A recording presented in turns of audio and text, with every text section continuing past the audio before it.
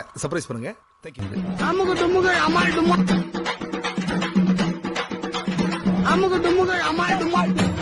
ஆக உலகெங்கிலும் வாழ்ந்து கொண்டிருக்கக்கூடிய பெட்ரா சென்ட்ரல் நேயர்களுக்கு எனது அன்பார்ந்த வணக்கம். தலைவரின் அன்பார்ந்த வணக்கம். ஆக தலைவர் அவர்கள், டாடி முன்னேற்ற கழகத்தின் தலைவர் அவர்கள், எனது தந்தை அவர்களை நான் காண வந்துள்ளேன். தந்தையே தற்பொழுது ஜல்லிக்கட்டிற்கு ஆதரவாக மாணவர்கள் போராட்டம் நடத்தி கொண்டிருக்கிறார்கள். இதற்கு நாம் என்ன செய்யலாம்? அறிக்கை விட்டியா? அறிக்கை நேற்றே விட்டாச்சு. அப்ப விட்டுறவா? அறிக்கையை மட்டுமே விட்டுக்கிட்டு இருந்தா என்ன பண்றது? அடுத்த கட்ட நடவடிக்கை என்ன? அறிக்கை விட்டியா? விட்டேன். அப்ப விட்டுரு. அறிக்கையே விட்டுக்கிட்டு இருந்தா மேல்முறையீடு வேற ஏதாவது பண்ண வேணாமா? பிரதமருக்கு கடிதம் எழுது. கடிதமா? கடிதத்தில் என்ன பிரயோஜனம்? கடிதம் எழுதினால்தான் தபால் துறை வளரும். தபால் துறை வளர்ந்தால்தான் தமிழகத்தின் தலையெழுத்து மலரும். அப்படியே சொல்லு. தபால் துறை வளர்ந்தால்தான் தமிழகத்தின் தலையெழுத்து மலரும். இதுக்கப்புறம் நீயே கிரெடிட் போட்டு எழுதிக்க. அப்ப நான் ஒன்று பண்றேன். தாவையும் பாலையும் பிரிக்க தாரா தமிழ்நாடு, தமிழகத்துக்கு தேவை பால். அப்ப அந்த பால் தேவைன்னா ஜல்லிக்கட்டு நடத்தினாதான் கிடக்கும். ஜல்லிக்கட்டு நடத்துவோன்னு சொல்லிடுறேன். கேட்கப்போ அந்த பேனா கொடுப்பா. நான் ரோமாவரி பாண்டியனுக்கு ஸ்கிரிப்ட் எழுதலாம். தலைவர் அவர்கள், சென்னையை ஒரு புயலோடு கடந்து போச்சு வரதா என்று சொல்லக்கூடிய அந்த புயல். அப்பொழுது நான் களத்தில் இறங்கி கேட்குறேன், மக்களிடையே போய் கேட்குறேன், உங்களோட குறைகளை கேட்குறேன். மரங்கள் எப்படி இவ்வளவு எளிதில் கீழே வருது? அவங்க தங்களோட குறைகளை என்னிடம் முறையிடுறாங்க. தலைவர் அந்த இந்திய எதிர்ப்பு போராட்டத்தின் பொழுது ஒரு கவிதை ஒன்று எழுதுறாரு. அது எல்லாருக்குமே நல்லா தெரியும். அப்போ நுங்கப்பாக்க மக்கள் என்கிட்ட சொல்கிறது என்னன்னா, எங்கள் எளிதில் கீழே விழக்கூடிய மரங்களை மாநகராட்சி மேலே குற்றத்தை என்கிட்ட சொல்கிறாங்க. அப்பொழுது இந்திய எதிர்ப்பு போராட்டத்தை தலைவர் அன்றைக்கு அவ்வளவு அழகாக நடத்துகிறாரு. ரத்த சிந்தி போராட்டம் நடத்துகிறாரு. அதை யாரும் மறந்து விட முடியுமா? அப்பொழுது மக்களிடையே நான் கேட்கிறேன், என்ன பிரச்சனை அப்படி.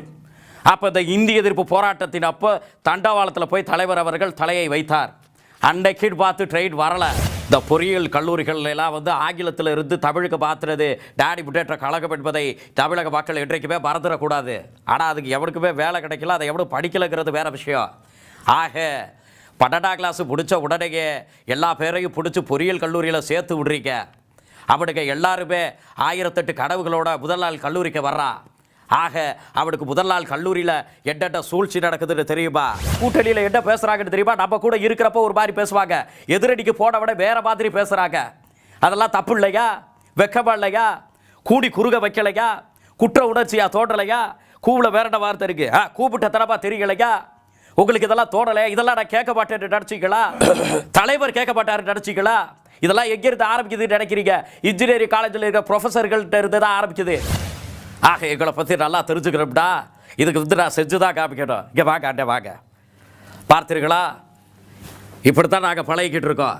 எங்களோட டாடி முன்னேற்ற கழகம் இப்படி தான். இதுதான் நாங்கள், அதுதான் அவங்க, இதுதான் நான்.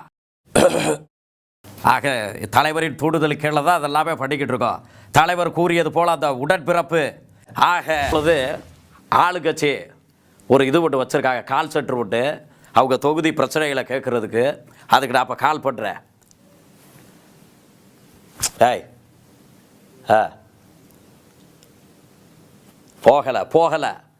போகலை. இப்பொழுது என்னுடைய தலைமையின் கீழே ஒரு யூனிட் வச்சு நான் ஒன்று ரெடி பண்ணியிருக்கேன். தலைவரின் தூண்டுதலின் பேரில் நான் என்னுடைய அறிவை யூஸ் பண்ணி ஒரு கஸ்டமர் கேர் ஒன்று ரெடி பண்ணியிருக்கேன். அதுக்கு இப்போ நான் கால் பண்ணுறேன். ஏன் தொகுதி? ஹலோ. யார் பேசுகிறா? தொகுதியில் என்ன பிரச்சனை? எது நான் தான் பிரச்சனையா? என்ன ரொம்ப ஃபெமிலியரான வாய்ஸா இருக்கே.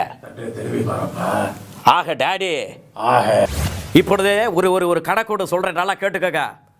கடந்த வருடம் ஒரு மாத டாஸ்மாக் செலவு, டாஸ்மாகோட வருமானத்தை விட ரீவேல்யூஷன் என்று கூட பெறக்கூடிய அந்த இன்ஜினியரிங் காலேஜில் அந்த எக்ஸாம் ஃபெயிலாக போனதுக்கு ரீவேல்யூவேட் பண்ணுறாங்க இல்லையா?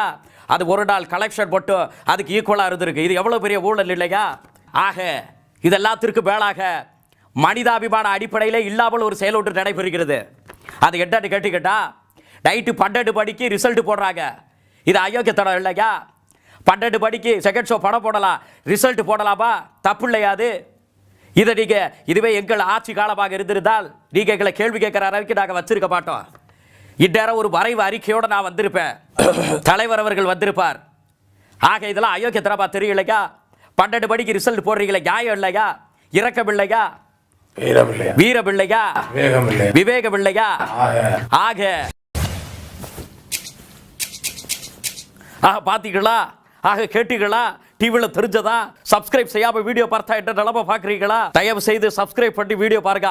சர்ப்ரைஸ் பண்ணுங்க. Thank you.